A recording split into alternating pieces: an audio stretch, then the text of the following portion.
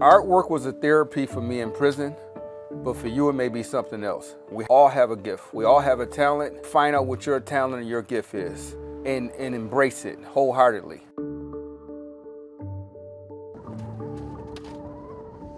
The lady whose chair I tried said to me, a wheelchair is just a tool. And that made sense to me. It's just a tool. Jain religion is thousands of years old, one of the oldest religion on this earth. It's mainly based on non-violence. Do not harm anyone.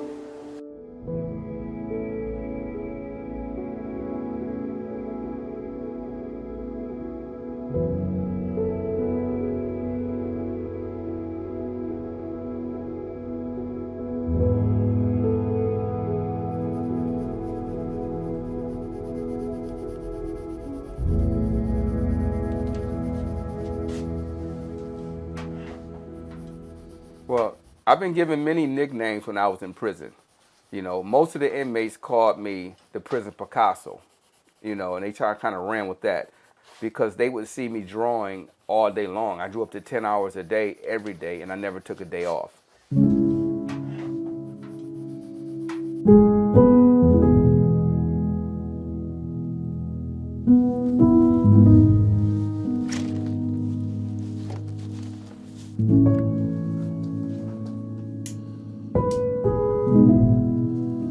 I was arrested at 21 years old. I was hanging out at a popular hangout in Buffalo, New York, a restaurant, and a shooting occurred.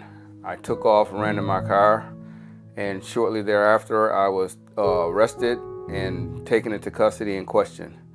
I was charged with shooting 3 people, and within days, 8 people came forward to clear me of the crime, and the person responsible confessed to the crime. All of those witnesses and the confession was disregarded. I was found guilty of all charges, given a 39-year life sentence. I found myself in Attica Correctional Facility, and I didn't know what to do. And all I was asking myself was, how are you going to survive this? You know, who's going to help you? Who's going to believe that you're innocent of this crime? You know, I had written numerous letters, hundreds of letters, and all of them were ignored. And you know, I had to make a choice, a conscious decision, you know, if I wanted to live or if I wanted to die. And when I watched the movie Shawshank Redemption, the main character had 2 choices. Was he was innocent for the crime he was in jail for? Get busy living or get busy dying. This is the famous quote, and that kind of resonated in my spirit. And it wasn't until my uncle told me, he said, hey, you need to start drawing again, because if you can reclaim your talent, you can reclaim your life. And I had lost all my pills. I had no hope to, you know, regain my freedom because I didn't have any help. He sent me some colored pencils and some paper, and I started drawing after that.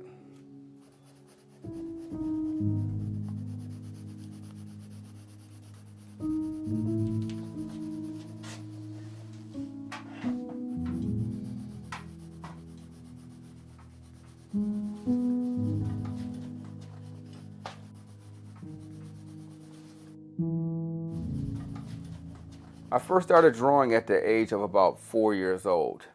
And my grammar school art teacher, Mrs. Ross, she took, you know, her time to kind of mold me and take my talent to another level. And she got me into performing arts in the 8th grade, which I went all the way to my senior year. And so art was always in my spirit. It's what I liked to do most. I'd heard of him by reputation because I have a number of other clients in Attica.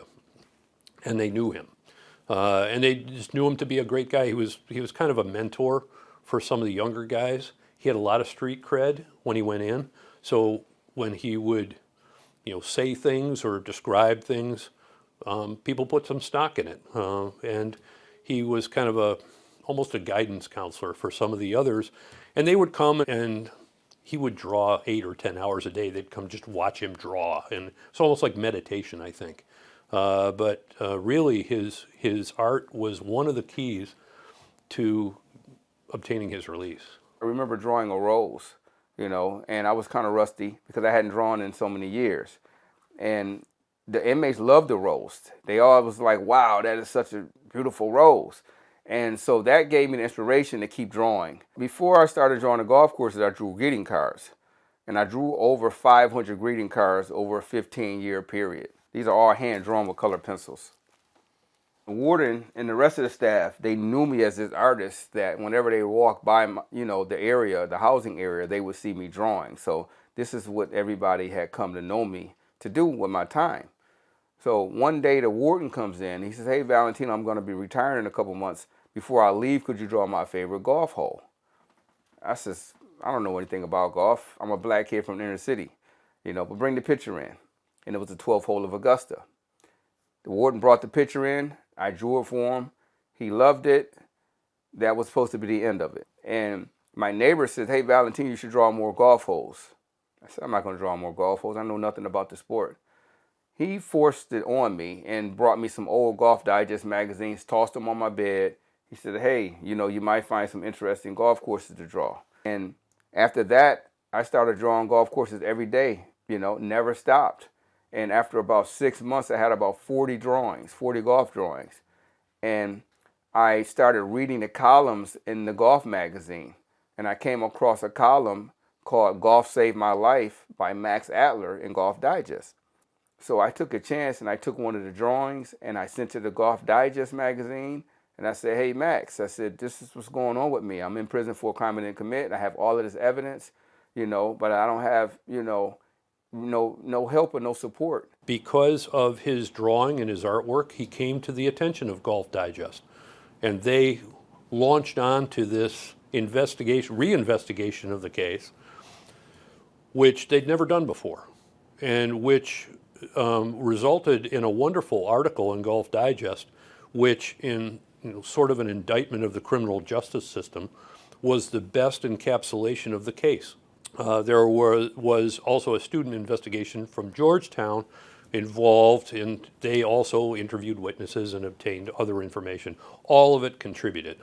So 5 years go by, and Georgetown gets involved. Marty Taincliffe, who was a paralegal working on my case years earlier, had now become a Georgetown adjunct professor. And so his students decided that they wanted to use my case as a class project and do a documentary.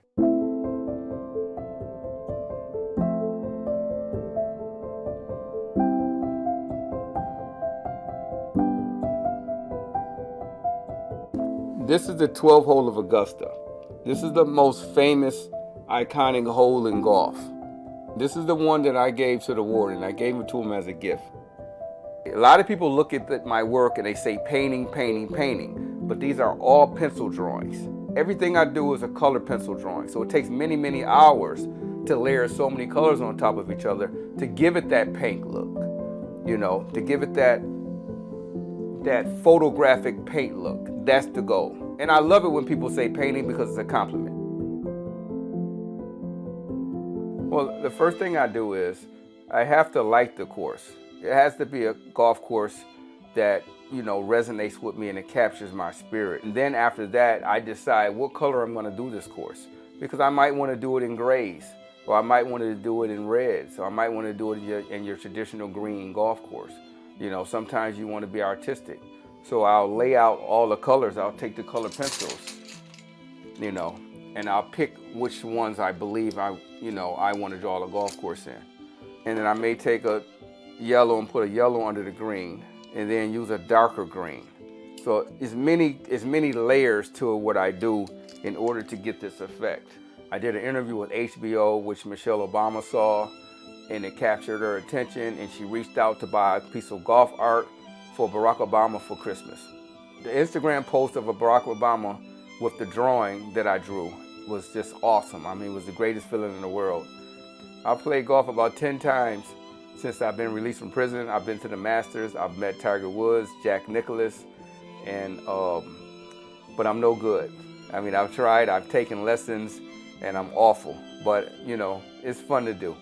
Despite his circumstances, he's one of the most positive people I've ever met. He is unrelentingly, aggressively positive and refuses to be otherwise, which I think has saved him. It's why he's notable today. I don't know anyone else that has gotten out after that period of wrongful incarceration, and maybe there are people, I just haven't had contact with them, who don't have some bitterness and some anger, but he legitimately doesn't. And he is always looking to the next opportunity. I make my living doing commissions. You know, I have a show called Drawing and Talk with Me, where I draw for just regular people, and I teach them how to draw, and we talk about their careers, we talk about life, okay? So I've drawn with, you know, kids, policemen, school teachers, 20 people that has Parkinson's disease. I started a foundation called The Art of Freedom to fight against wrongful conviction and sentencing guidelines in America, okay? Which is the reason why we have mass incarceration, because our sentencing guidelines are too harsh and excessive, and it violates our 8th Amendment against cruel and unusual punishment. So what I've tried to do is connect people with lawyers, good lawyers, and to give them the direction that they should take with the issues that they have. Jack Nicklaus, the greatest golfer of all time, when he met me, he said I reminded him of Nelson Mandela because of my spirit, you know, because I'm not bitter, I'm not angry. You know, in life we're all going to be tested with something, and we don't get to decide the test.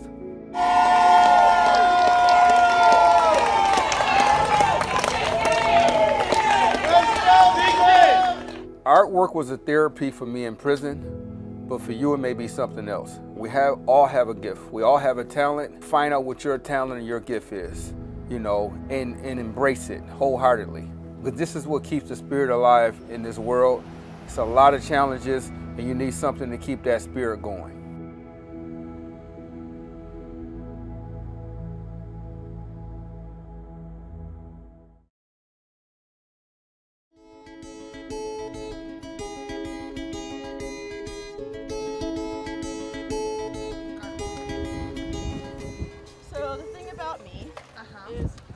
I don't really see the coping. So it takes me a little bit to drop in. I need to feel it. And dropping meaning just... Meaning you'll see me do a wheelie, and then I bring my back wheels all the way up to, this is the coping, before I drop in, which is pushing myself into the bowl.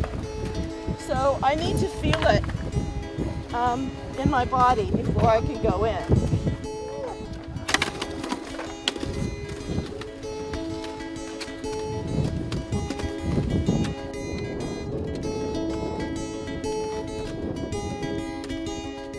I kept on having the vertigo, and things would happen, like my hands started not functioning well, and I was doing sculpture, and I couldn't hold the tools, and I was dropping them on my feet, and those are really sharp.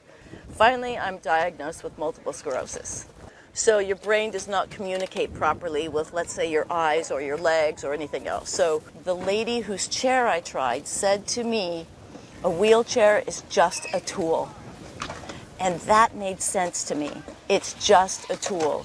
And when I tell you that it took me probably a half an hour to walk a block, and now I can get around just like everybody else. A wheelchair improved the quality of my life, and it gave me a sport. It is like, I'm gonna cry. It's just, that moment was one of the best of my life.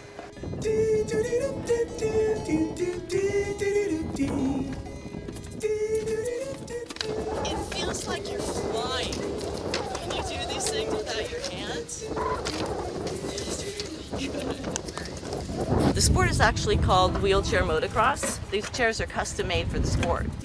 I tend to identify as a skateboarder because for me it's about the community. I picked up skateboarding at age 55. Because you have a wheelchair doesn't mean you can't do an extreme sport.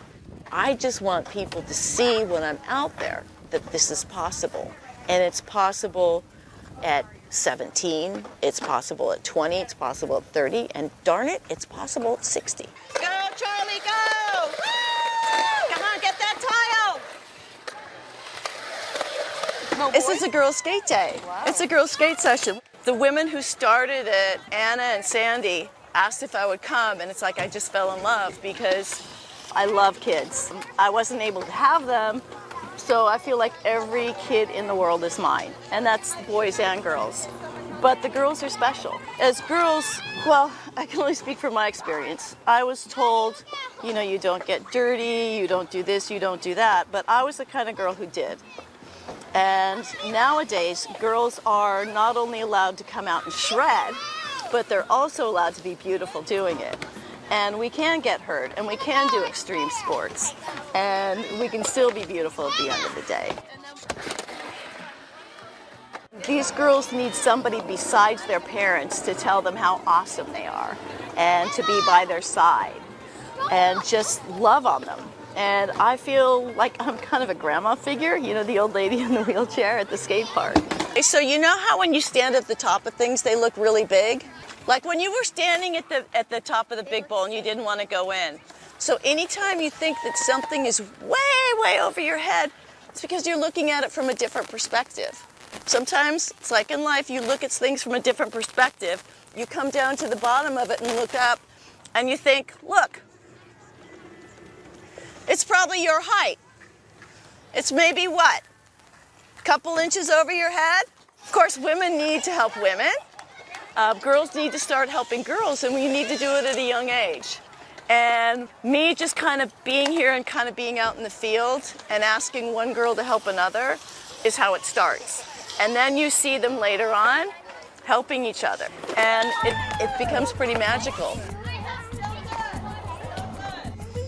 Can you stand up? You okay? That was a nice fall, and that was a really, really good try. I'm proud of you.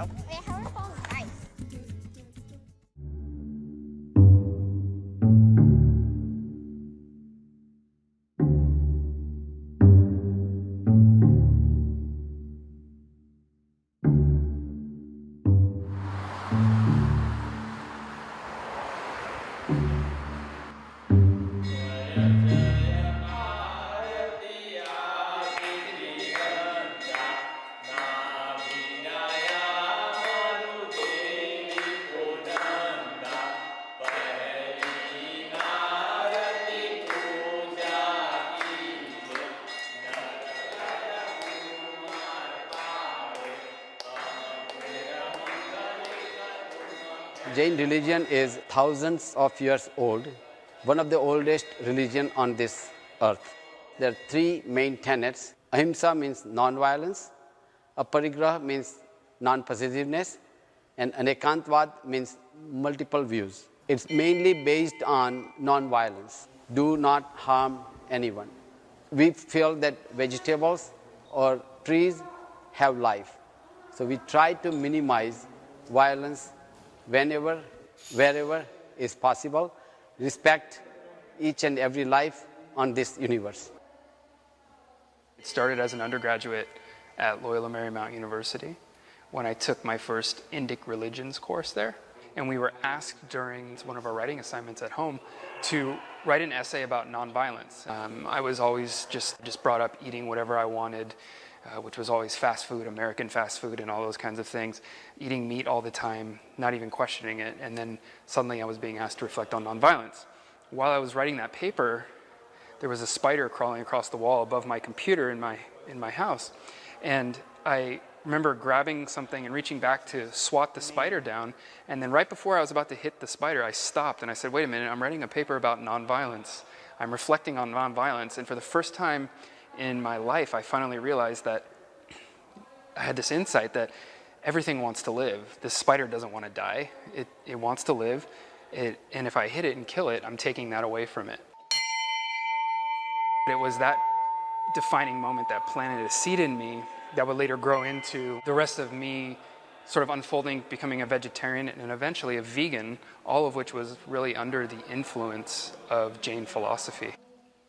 Crisis comes. This is where Jain religion comes in a picture, that you could be right, I could be right, he could be right, she could be right in their own ways. I can give you a simple example. There is an elephant standing there, 4 blind people. One is holding the trunk, one is holding the leg, one is holding the tail. Tail guy would say, I'm holding a rope. The other one say, oh, I'm holding a big pillar.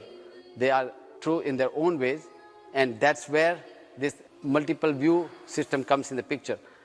There might be multiple reasons for conflict and turmoil going through this country, and ego might be one of them, or personal aspirations or personal expectations might be another one. But when you believe in Jain principles where you believe in aparigraha or anekantvad, that's where you can win over other people and you can resolve the conflict. Another perspective that comes out of this, all of this, is the concept of multi-perspectivalism. This is often interpreted in modern Jainism as intellectual nonviolence. It's allowing others to have a perspective and respecting their perspective, even if it's not the same as your own. Unless, and this is the big unless it incites violence or violence is involved. So it's a general respect for other worldviews as part of an overall practice of nonviolence. I'm not saying you're wrong, I'm right. The first thing you do in yoga is you set an intention to set your relationship right with the world. It's going to ask you to consider to do your best, no matter what, to perfect the paramount virtue, which is for Jains the paramount virtue as well, of nonviolence. You want to set your relationship to the world in a way where you are inflicting the least violence possible and always thinking about how can I reduce my violence on the world. Over a very long period of time throughout my 20s and my 30s, I studied the Jain tradition and I studied the yoga tradition and then began to teach it. Over the course of the past several years, Jain donors in the United States, or I should say in North America, have come together and pooled their resources to create funded positions to teach Jain studies. They want the students to be aware that being nonviolent is even an option. And then just begin to pay attention to your breath, be thankful for your breath. So we're going to start a breathing exercise with all the things that are going on in the United States right now, with politics, with violence. Of course, the message of nonviolence brings something positive to think about, but even more specifically, the perspective of multi-perspectivalism, giving people a chance to voice what it is that they want to voice, as long as we're willing to do it in a civil way that doesn't eventually escalate into violence. And even in America, we have our own legacy of philosophies of free speech, John Stuart Mill, and the idea that we should have free speech, but that free speech, we should draw a line when that free speech attempts to incite violence.